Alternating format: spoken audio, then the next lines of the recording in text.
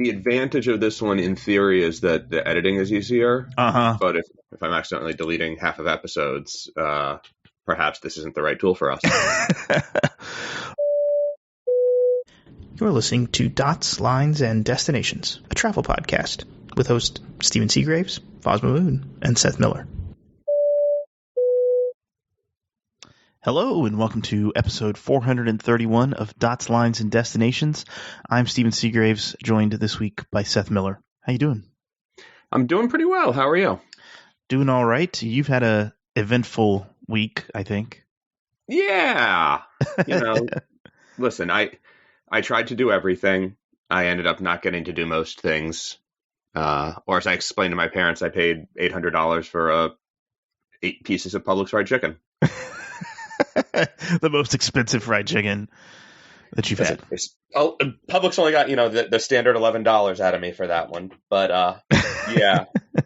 Well, we're going to talk about the full thing in the bonus episode, but you had a crazy week of travel. Yeah, and fingers crossed we're on attempt number, Wednesday, Thursday, Friday, Sunday. Attempt number 4 for the Viasat rocket launch today. So hopefully it finally goes. Do you think it will? Yeah, the weather has finally cleared up quite a lot. And you're not flying back down there? I am not flying back down there. I figured if I did that, it wouldn't happen. So. Oh man. Well, in other news that I think you're most interested in, JetBlue is firming up its Amsterdam operations. Yeah, this is a fun one in so many ways. We've talked about how they fought to get the slots and all that other bits. And the good news is they finally sorted it out. So they got slots from the Dutch regulators. They're really good times, actually. It's like an 8 p.m. departure from Boston and a 10 p.m. departure from JFK. Mm-hmm. Planes are only on the ground for 2 hours. They turn right around and come back. In many ways, it's better than what they got at Heathrow when they started there. Yeah. And Gatwick. I mean, right, one of the Heathrow planes had an 8-hour layover or something. It was super weird times. But the slots that they got are not considered historical. They don't come with historical traffic rights. So when October 28th or 30th, whatever that last Saturday in October rolls around, and the IATA season switches, it's the 28th. Yeah. JetBlue still technically doesn't have slots for anything after that, and won't technically have slots for next summer because these routes or these slots don't come with those rights.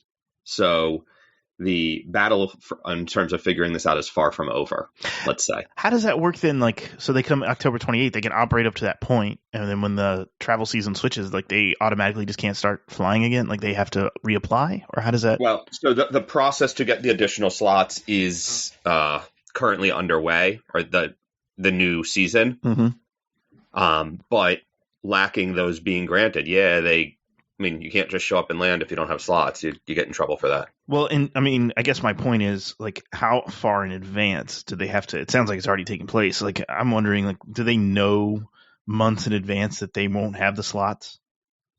They know a little ways out. I forget exactly how far it is, but it's usually, I think it's a couple months for the sort of initial cycle of application. And then there's, well, what are other people returning? Are other people really going to use theirs? Mm-hmm. Can we, the horse trading, if you will, of trying to finagle?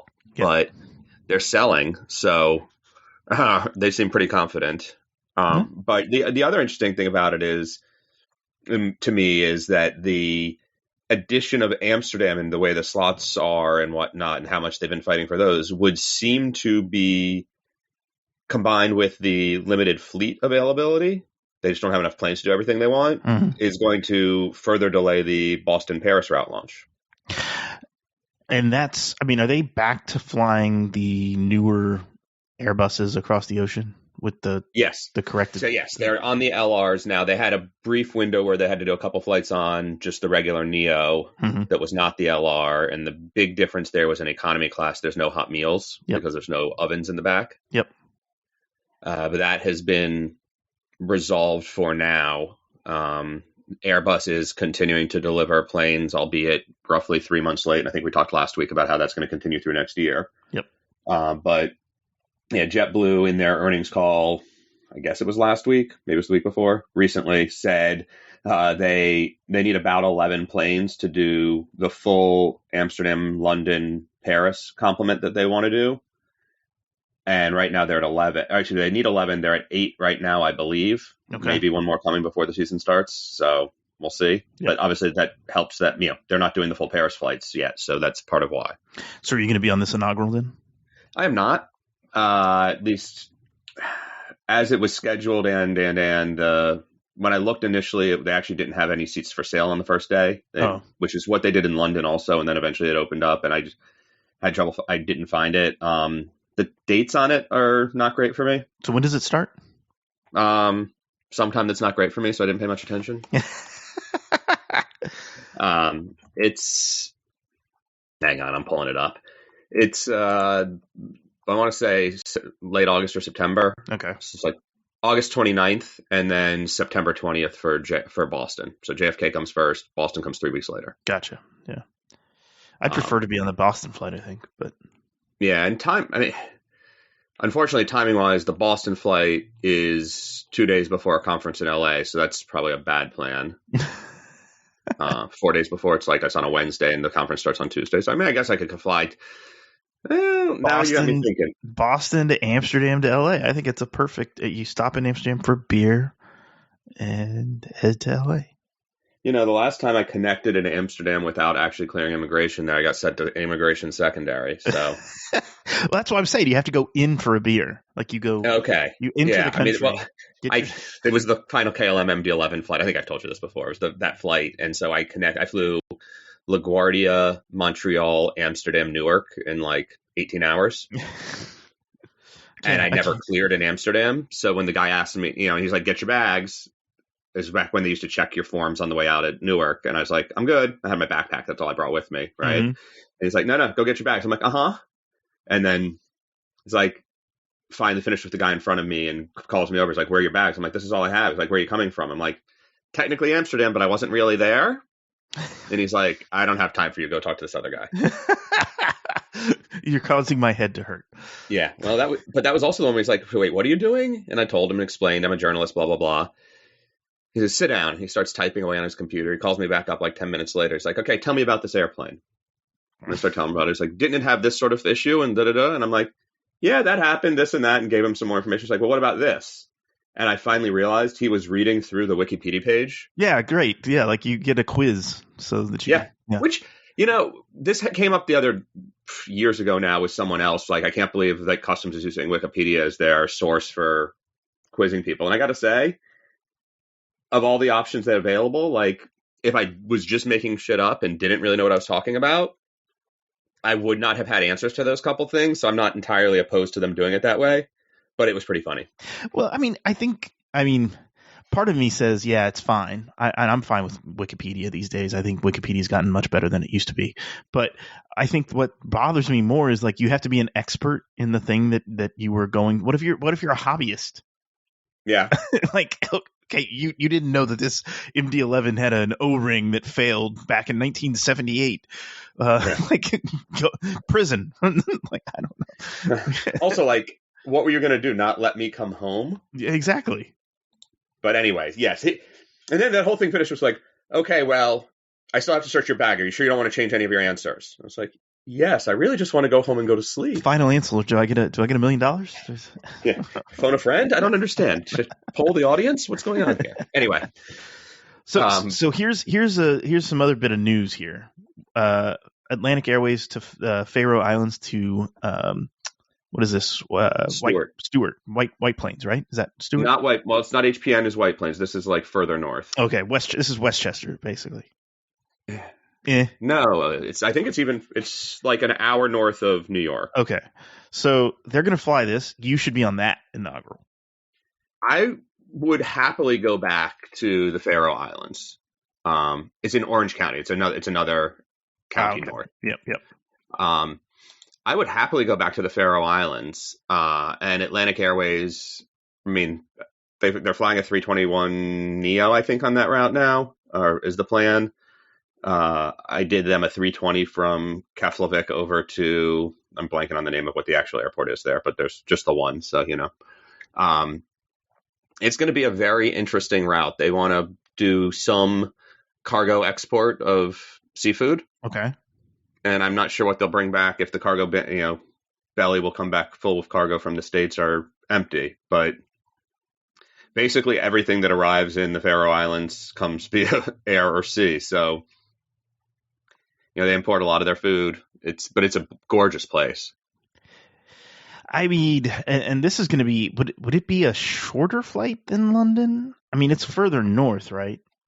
It's further north. I'm not sure overall time wise how long it'll take. It's Vagar is the name of the airport. Yeah. And the airport itself looks amazing. Like, it's just like mountains and ocean. Yeah. Yeah. You like land on, like, it really was cool. There's like a strip between the mountains that's sort of cut out and you just sort of drop in. Yeah. I would I'd fly here just for that. I mean, that's pretty sweet. How often are they going to fly this? I didn't read all the details like that, man. It's 400 miles shorter than Newark to London. So it should be a half-hour shorter flight, probably. So why do you think Stewart? I think it's once a week, maybe, was to start. Because Stewart is paying people to show up lately. Oh, interesting. And getting slots at Newark or JFK is hard. Yeah, I mean, that makes sense. I just wonder, are you going to capture enough from the upper Hudson Valley? So this is the thing. Norwegian was doing flights out of Stewart at one point. People have done. There's someone else is coming back. Is it? Someone else is going back. Maybe it's Play was going to do Stewart at one point. Maybe they announced that and then bailed on it and went back to JFK. There was some drama there. Stewart really wants that international service. They really want to play that reliever airport role, and they do a bus to and from Midtown, like timed for arrivals. So it's not terrible in terms of the commute in and out. But what's the demand for traffic to the Faroe Islands anyway? Is this really a cargo flight that happens to have a few seats on board? Yeah. Because if you're trying to get to the Faroes, your only other options are basically go to Copenhagen and backtrack, or go to Keflavik and continue on. I'm not sure if they've changed it, but when we did it, you had to change airports in Iceland. Oh, to go to the domestic one? You go to the downtown one, yeah. I think that's since changed because they were trying to close that airport in general. Or bring jets out of it and leave it only as the really small stuff. But either way, not a popular route. But also, it's just not, there's very little lift there because there's very little demand. Yeah. And maybe bringing a flight in and selling tickets cheap, right? You can induce demand to some extent. And truly, anyone, if you're in the general vicinity of Stewart and have interest in cool nature and hiking and waterfalls and gorgeous land, go to the Faroe Islands. Yeah. It is absolutely stunning. As an av geek, back when we went, I'm sure it still exists, there was a helicopter for a couple of the islands that aren't on the road network. And it's subsidized by the government, so it's a super cheap commute flight. Then you can get a helitour of the Faroes for $50. Yeah, I've seen that. They still have it. Yeah, they advertise it actually on there. Yeah, the kicker is you're not supposed to use it as a helitour, so you can't fly out and back the same day. When we did it, we helicoptered out and took a ferry back, and it was a gorgeous day. We did some hiking along the way. It was wonderful. Highly recommend. But that said, they got to fill a couple hundred seats a week, and I'm not sure that that's really going to happen. Yeah, it doesn't look like it's for sale yet. I was going to look and see what prices were, but I don't see it. Yeah. So, yes, when it comes for sale, I would consider it. I mean, it's a schlep for us to get all the way down to Stewart, but I mean, I would go out of my way to do that. I would go out of my way to do it. If we were going to do it all together, I'd find a way to get to Stewart. Because the Faroe Islands look amazing. So it really is cool. So, yeah. Alaskan Starlux, the partnership I didn't see coming.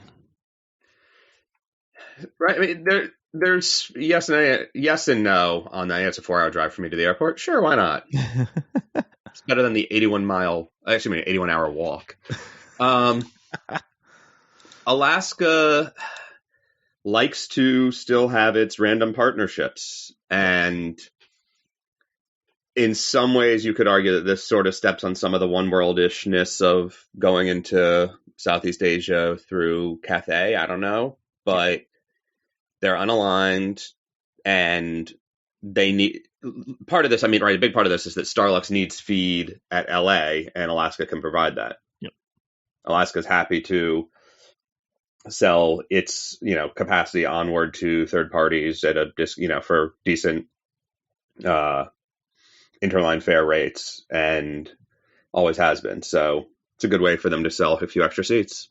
Yeah, I mean, I think for flyers, it's good news. I think it makes sense. Starlux, I don't think was going to partner with anybody else. They're not going to partner with Star Alliance, right? Like that's not going to happen because of the Ava right membership, and then it's China Airlines. Yeah, China Airlines is a member of SkyTeam, right? Right. So I guess that leaves it leaves one world really for Starlux. Yeah, I mean, do we just go ahead and start? I mean, and it's certainly not us starting up. Start the rumor that they're going to join One World because of this. I don't think there's a reason. Like you kind of said, right? There's already some feed in Asia, so I feel like it would be harder for them to get into One World. I don't know. Maybe not. Yeah, although Cathay is way less strong, way less powerful than it used to be in terms of the part in the sort of alliance. So who knows? I mean, that just leaves. I guess that leaves JAL in Northern Asia, and I can't think if there's any. I mean, there's Sri Lankan. Yeah, Sri Lankan's a member, and then Qantas. And then Qantas. South. Yeah. So, I mean, and to be fair, like, Alaska partners with Singapore. Right. So I think this makes sense, and I think it's good for flyers to just be able to earn a few miles on the Starlux flights, which are surprisingly priced. I think Zip Air is maybe cheaper, but Starlux isn't that bad. Actually. Yeah, and Starlux is trying to sell itself as a full service carrier compared to Zip Air, which is very much not. Yeah, we're trying to sell ourselves as a low cost / buy in piecemeal carrier. Yeah. Well, there's also the other one from Korea. I don't remember. Yeah, there's just another like value carrier from Korea that's trying to do the same thing, who's probably similarly priced, but didn't know that. It's finally, it's one of the things. There's a lot of these Premia. I do remember that name. Yeah, I mean, it's from 2 years ago they were starting, and then it finally happened. There's a lot of that going on right now. Things that were a good idea before the pandemic, or maybe not a good idea, but were at least being pitched as an idea before the pandemic sort of derailed everything for a few years, and now we're back. Yep. Oh, so, man. So go ahead. Is it Premia Air? Premia, Premia. MIA, okay. Yeah. Air Premia. Okay, found it. Yep. What were you going to say? Sorry. I was going to say, just in terms of things that are insane from pre-pandemic that are finally happening, also the Mexican government finally is getting rid of their 787. Oh, they found a buyer? Yeah. Who? Tajikistan. Wasn't expecting that. Hey, you never know, man. Is it to the government itself? Yeah. Oh, interesting. And the good folks over at OMD, which is, the biggest airline you've never heard of that doesn't own any planes and still flies a ton, handled the delivery flight, which is kind of funny. That is cool. Do they fly nonstop? They are delivering it somewhere. I think they moved it up into the States to do a paint job. Gotcha. So that was just the first flight. And it has not actually made it to Tajikistan yet. I wonder if they're going to fly like straight to Dushanbe or if they're going to go somewhere else. You should be able to. I mean, it's a 787. It's got the legs. Yeah. It's true. Especially with no one on it. Yeah, that's a cool... Man, I bet his flight log looks amazing. I was actually going to see him in London, but he took an earlier flight because, he wanted to get home. Yeah. I don't blame him. That's fascinating. I wonder what they're going to do with it. Do you think it'll just be like the governmental? It's going to be their government. Yeah, it's the same thing Mexico was originally going to do. It's it'll be interesting. I in some ways it makes sense given where they're located and need to sort of get around for the government to have a plane that has those legs, right? It's expensive Yeah. to have a plane that can do that and to keep it in service and all of those things. Japan had used its airlines and sort of had the commercial airline, right? Had a plane. Like there's sometimes the countries do that instead. Yep. And basically pay into the airline to make sure that the planes can be available when they need them. But these guys wanted their own plane. There you go. Well, Dushanbe's hot and high too, right? Like it's in the mountains, I think. I don't know. So I believe that. I think having the legs, yeah. I mean, it's like right on the edge of a mountain, two massive mountain ranges. So, I think having the legs on a plane is important, just for the fact that you don't necessarily need to fuel it all the way up to get out and get somewhere. Yeah. I don't know, and it's not a long runway there in Dushanbe, so it's fun times. Yeah, it should be a fun takeoff. Anyway, what else do we got? Silver. Oh no, a new Southwest Airlines livery for Hawaii. Yeah, Imuru 1. I think it looks pretty cool. Yeah, so this is another state plane. This is for Hawaii. I like it. Yeah, and if I remember correctly, Imuru means moving forward or something like that. So. I'm slightly surprised that they didn't do this as part of their launch in Hawaii. Yeah. Like had a plane ready, that just seems like something they would do. See, there's this thing called the pandemic. I know. Everything special and extra took a couple years. Yeah. The other nice thing about it is, though, that this plane is the first one to have the USB power active. Oh. So Southwest is on new deliveries, and I think some of the 738s are getting retrofit with power, but not the 73Gs. Oh, okay. So USB at the seat, man. That's exciting times. It's nice. Is it all USB-A? Yeah, I believe so. How long do you think it'll be before we get USB-C? Only USB-C? Well, some airlines are doing A and C combo ports, is why I asked that. Yeah, I mean, I'm okay with the combo, I guess. I would rather have like 110 and USB-C, personally. Yeah. Just because of fast charging stuff. And I'm going to correct myself. It's on the Max fleet only, it sounds like. Not even the 8s. And it is a C and A. So you get it. It's a combo port. Oh, nice. For the devices. 60 good. watts on the C port and 10.5 watts on the A. Yeah. 60 watts is nice. It's enough to keep a laptop charged. Nice. And 10.5 is actually very high for A. Yeah. It's just 10.5 is, it's kind of... For a phone, which is what you typically power off an A, it's not bad. Yeah, it's true. Our tablet, it can actually manage the tablets these days, I would say. Yeah. I mean, I think it would keep the tablet charged. I don't know that if you're using it, I don't know that it'll charge it. So yeah, and it definitely. I'm rereading my notes from when I wrote about this 2 years ago, or last year. It is the Maxon. The Maxon. I love that we've taken that and used that as the name. Yeah, it's what it is. Silver Airways, Orlando to Nashville to Greensboro. Is it via Nashville or via Greensboro? What should I write? You wrote via Nashville. Okay. I think it's via Greensboro, so I may have typed that wrong. So it goes Orlando to Greensboro to Nashville. I think. Are you clicking on that link? Yeah, I'm looking at it now. It looks like it goes Greensboro to Nashville, Greensboro to Orlando. Yeah, so they're using it as like a scissor hub. Greensboro. Yeah, and it's like I think it's a through flight basically. So but it's daily service, which is interesting. It's 550 miles from Orlando to Greensboro, which is a long time on a ATR 72. Yeah, it's not. I mean, it could be worse. It could be Toronto, Billy Bishop to Myrtle Beach. Or what's their setup on the 72s? Is it all 222? Yeah, all 222. They fill them. Yeah, I mean it's not terrible. It's also not the most comfortable ride but an hour. I could do an hour, hour and a half, even. I'd be okay with that. Yeah, I mean 500 something miles on an ATR has probably got a block closer to 2 hours. Yeah.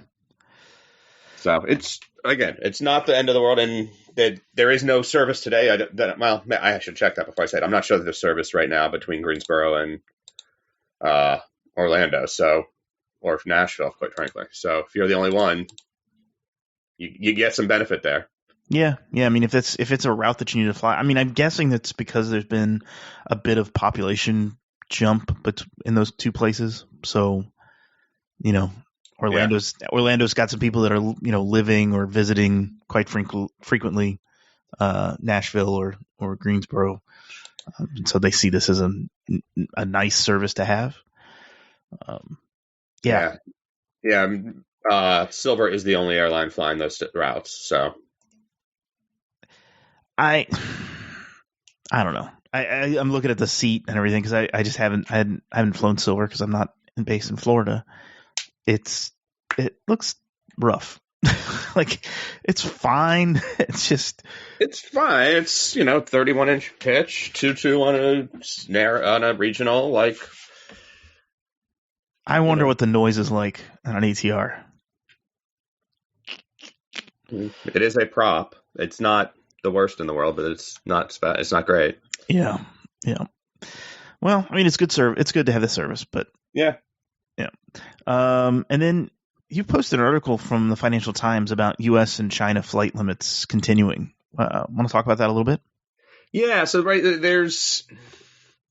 in theory, there's a bilateral treaty that allows for lots of flights between the U.S. and China. I think it's 28 a day. And as COVID ramped up, the Chinese authorities put a bunch of limits in, mostly because they had the zero COVID policy. They wanted to test everybody that landed, and there's only so much capacity for that. Yep. And then the U.S. reciprocated on those limits, basically slashing access for the Chinese carriers into the United States. And here we are 3 years on. China no longer has those limits in terms of testing rules and things like that, and requiring people to arrive at specific airports. But there are it's still down to only, I want to say 8 flights from China and 12 from the U.S. Possibly a week. Wow. So the capacity is massively slashed right now. And apparently the latest round of negotiations, the Chinese asked to be able to operate the same number as the U.S. can, i.e. bring it up to 12. And the U.S. said, sure, that's cool, just as long as you don't overfly Russia on the way. And China said, F that. Your fight with Russia is not our problem. Freedom of air travel, blah, blah, blah, blah, blah, which is similar to the position IATA took early on after Russia attacked Ukraine, in terms of trying to make it such that overflight should never be limited, and et cetera. And that, Russia shouldn't be punished in terms of overflight issues and blocked from access, because movement of people is more important than Russia's genocidal actions. So, makes sense. That's not great. But so the U.S. has basically said they're at an impasse there. China also somewhat justifiably raises the point that the U.S. isn't enforcing similar rules on the UAE. Yep. For example, Emirates overflies Russia every day, many times, and several other countries. So that's a tough one. I would be happy to see those flights limited, but we're not there. I mean, here's a question. If IATA, IATA took a stance. If we said tomorrow, okay, overflights of Russia can now happen, does anyone expect Russia to allow U.S. overflight or even EU overflight? And how comfortable are those carriers overflying Russia?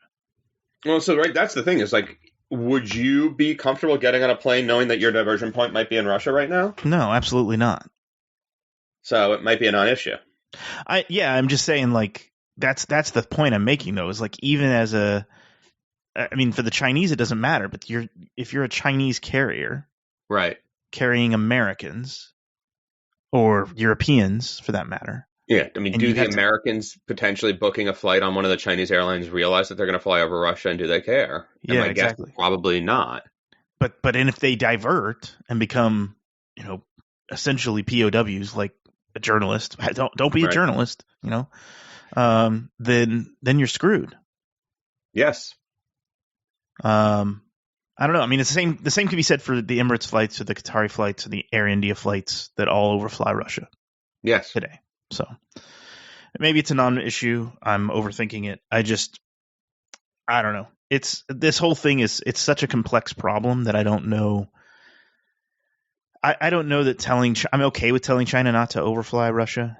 And the main reason the U.S. carriers are lobbying for it basically because competitive disadvantage, right? The Chinese can fly nonstop to the East Coast with that Yep. routing, and the U.S. carriers can't. Yep. And so people are having to basically connect in Japan and in Korea to go onward. Which, by the way, the Japanese and Korean airlines are very happy to carry all that traffic. Yeah, I mean they're fine with it. I'm guessing because it makes up for them having to fly way out of the way to go to Europe. Yeah. I do think this something has to give, right? I wonder if the U.S. carriers are finally going to push. I mean, I know United probably won't for Emirates because they have this partnership now, but I wonder if the U.S. carriers will start to push for like Air India to not overfly Russia. Nice theory. I don't think it's going to happen. Or you think the horse is out of the barn, as they say? Yeah, I don't. I think it would be very hard to get that to stop at this point. And for better or worse, some level of connectivity is needed. I mean, you can't ruin all of it. Yeah. So not great. Yeah, it's not great. Yeah, interesting. I mean, is there any chance that U.S. carriers get back into China? Because for a while, it looked like United was really planning to put Shanghai and Beijing back on the route maps. I think they are from San Francisco, but just they can't do it from the East Coast because of the routings. Yeah, I mean, I saw Chicago at one point, but I don't know if that's stuck. Yeah. So anyway, I think it's fascinating to me, all of this, the politics, global intrigue. Yeah, I don't think the others are going to be there. Excuse me. Yeah, right now it's just San Francisco for Q3 on United. Yeah. Let's talk about WestJet. They finally launched service to Tokyo. Yeah, Should exciting. give a nice pat on the back. How long did that take? Like 12 years. No. So this was when they announced the 787s way back in the day. The original plan was, arguably, that was always the plan. They announced they were going to go to Asia. Yep. And then they launched, what's it called? They launched London instead. Yep. So. And so now they're there. I mean, I think it makes sense. It's Calgary to Tokyo, correct? Yeah. For me, it makes sense just because it's another option from Western to Central Canada to get to Asia. Yeah, and it's sort of like the Finland bit where you get far enough north and then the connections are easy. Yeah. Looking at this, they announced 2018 Europe for a 2019 start, and that was after. So I think when the original order was announced, I'm just going back through, was a long time ago, 2017, and they were talking about serving Asia. Wow. Well, they've done it. By George. Yeah. So, and worth remembering that it was a former United route planning guy who originally set that up. Well, and we've talked about WestJet kind of cutting back their European service. Yeah. So they originally, when they brought them online, they ended up going to all the European cities. And then when they moved everything back out west, they still have Calgary, London, if I remember correctly, but that's it now. Yep. And definitely have scaled back a lot of service, many of the other things that they used to operate to, because it was it was time to move on, basically. Yeah. Makes sense. I mean, I think what I'm trying to say is there wasn't a good fee. There wasn't good demand to go from the West to the smaller cities in Europe enough to justify keeping it. Yeah. So yeah, I'm looking at the list now of where they're flying. It looks like they've still got Barcelona. From Calgary or from Toronto? Let me rerun it and find out. Barcelona's actually from Calgary. Oh, okay. Not daily, but they've got it. And Paris is still running this year too. Well, so. I think that was the thing that threw me off with them, was that they flew. I got Dublin, Edinburgh, and Rome. They really do actually still have a pretty solid European, more than I thought, going on this year. All to Toronto though? No, these are all to Calgary. Oh, I think that's what threw me off, was with them. It seemed like they were splitting their ops, right, with Toronto, and they were trying to make Toronto. They were trying to directly compete with Air Canada. Yeah. And it's like, well, you have this whole market on the West, right? Like, you could take away some traffic from Vancouver if you wanted, and actually compete. And it sounds like that's kind of what they're doing, which is let's focus on Calgary and make sure we're serving the markets there. I mean, they're serving Vancouver, Puerto Vallarta with a 787 too. So there's that. Hey, listen, there's business. It's still winter up here, even if it was 75 yesterday. So yeah. Yeah. What do I got here? Oh, wrong query. Sorry. I'm just looking, try and get all it's Barcelona, Paris, Dublin, Edinburgh, Rome, Gatwick, and Heathrow. Paris, Gatwick, and Heathrow are all daily. The others are less than daily. So I wonder. I've got a London trip I've got to plan. Maybe I'll give them a shot. Yeah, I would read that trip report. I wouldn't write it. So yeah, that's why it's easy for me to commit to reading it. I might film the takeoff and landing, and that's about it. There you go. Would watch time lapse of takeoff. I think that's a show. First, we have to apologize to our Patreon subscribers before we end the show. I screwed that up. We had a little bit of a glitch in the Matrix and lost the bonus show last week, so we apologize. We've given Seth his 50 licks, and he's understood. Gonna try to do better this time. No promises. Yes. Do better. Yes. Yes, boss. But thank you to all of our listeners. We appreciate it. Leave a comment on Twitter or wherever you would like. You can email us too, and let us know what we screwed up this week. Yeah. Speaking of comments on Twitter, we did receive one mention from another, in line with my change of heart last week regarding the AA schedule, reward chart changes or lack thereof. Lack of chart changes. One of our other listeners, a Lifetime Executive Platinum, reached out to note that they also are seeing award rates significantly higher than they used to be and are very annoyed. So it happens. It's shitty. Sorry. We didn't do it. Well, it's not our fault. But thank you to the listeners and everyone for tuning in. Thanks to our Patreon subscribers, Bradley A., Kyle P., and Brad D. They're new Patreon subscribers. We appreciate it. And if you'd like to listen to the bonus episode, you can just become a Patreon subscriber and stick around. It'll show up in a minute. So thanks for listening. Happy travels. Take care.